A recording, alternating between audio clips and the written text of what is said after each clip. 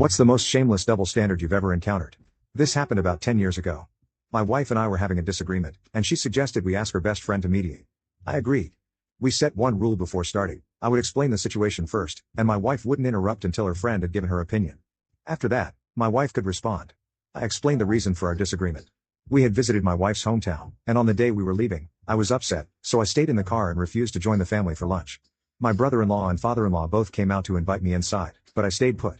After they finished eating, I left with my wife without saying goodbye to her parents. Naturally, my wife was angry, which is why we were having this argument. As I spoke, my wife tried to interrupt several times, but I gave her a look to remind her of our rule. Her friend listened carefully, then turned to me and said, "Well, it's definitely your fault. No matter how upset you are, family members are innocent bystanders. You have to consider their feelings.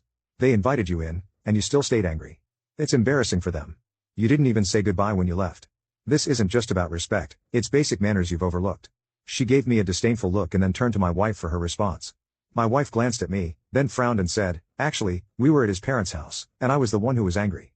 I skipped lunch and didn't say goodbye to his parents either. I was just too mad at the time." Her friend looked a bit awkward, scratched her head, and then said to me, "Well, in that case, it's still your fault. Your wife felt hurt and lonely at your parents' house. You should have comforted her. After all, you're the man here."